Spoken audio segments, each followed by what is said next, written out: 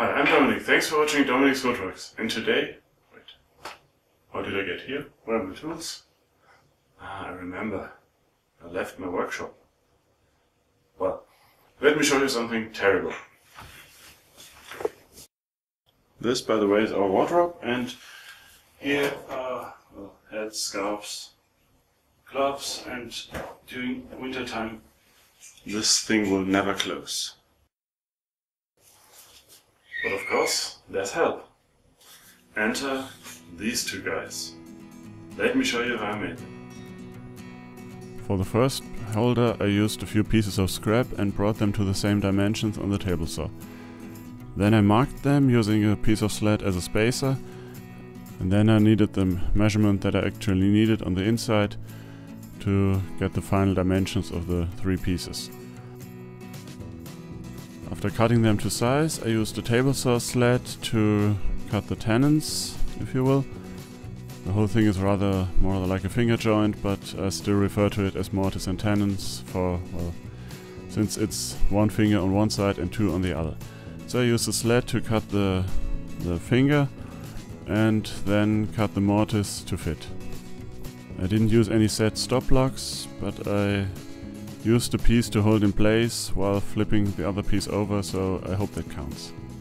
The mortise on the outside will receive a smaller piece of scrap, another slat at a 45-degree angle, to get back from the crown to the side of the wardrobe. I used the bandsaw to add the mortise equivalent to the vertical slat that's going to hold all the hangers. Over on the belt sander I make sure that I get a good fit for all the mortise and tenon joints and make sure that there's no overhang.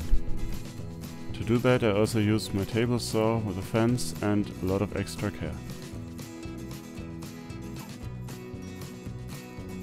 After gluing the pieces together, I don't need clamps for this since the fit is good enough, I realized that I put the small slat in the wrong way around. It extends too far and I can't put it over the crown molding. So what I do is I use my transparent geometrics triangle. I think there's a more pretty term for that, but it should do, which allows me to put the right measurement onto the piece, and then I can use the bandsaw to fix that.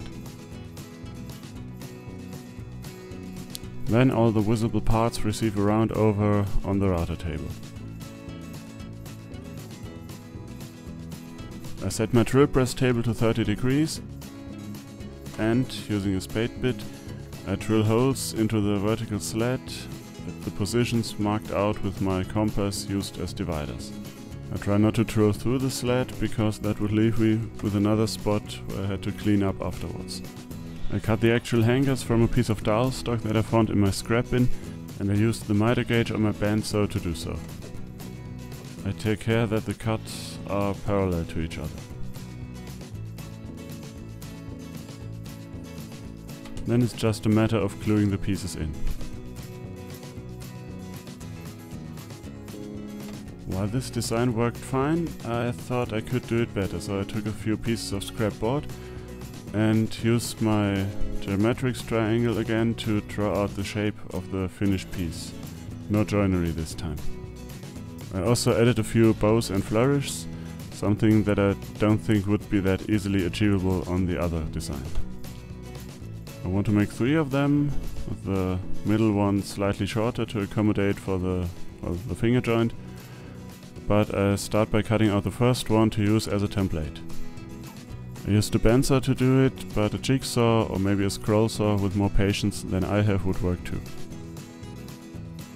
I used the first piece to draw the outlines of the second and third onto their respective pieces, and I flipped the crane 90 degrees for the center piece just to create a kind of macro plywood and to give it a lot more stability than with the crane all aligned the same.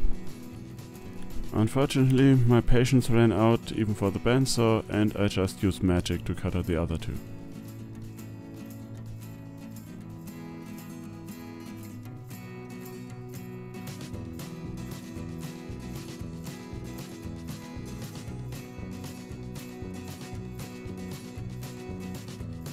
I glue the 3 pieces together, but before I can sand them, I take to the bandsaw for a little more shaping, since two of the pieces were the result of tracing around the first and are thus slightly larger. I was hoping to do the whole thing on the belt sander because I didn't feel like setting up my drum sanding jig on the drill press, but as it turns out the piece won't fit, so I was forced to set up the jig anyway. Here the video footage is running at 4 times normal speed, but even so it took less than 1.5 minutes to set it up. So next time I'll just go ahead and not whine about it.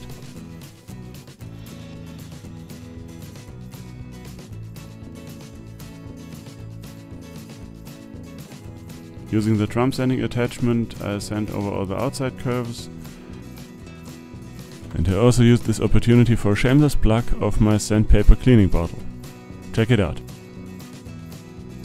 And once that is done, I once again took to the router table to round over all the outside edges.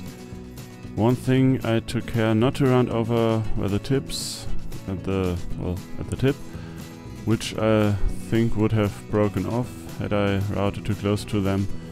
So afterwards I take to hand-powered sandpaper to give them a smooth radius transition and to also smooth over the inside surfaces. As you can see, I'm still using my quick and dirty sandpaper storage. In case you don't know it, check out this video. I also wanted to try something new for the hangers in this design. I took a few scrap slats, cut them up into small square pieces, and cut those down to, well, approximately the length of the hangers on the other design. Then I used my belt sander to round them over, but I left a piece at what would be the bottom intact to facilitate a better glue up. Then I took 2 of these and glued them to opposing sides of the vertical slat, which turned out to be quite a tricky glue up if you try to glue both sides together at the same time. So doing one side first and then the second was much more relaxing.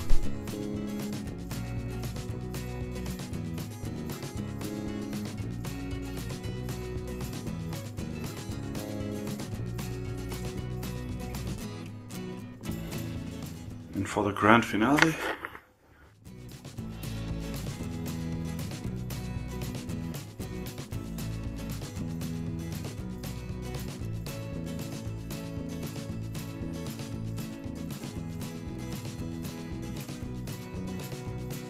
so my kids like it, the drawer likes it, my wife is happy, which is the most important part of any project.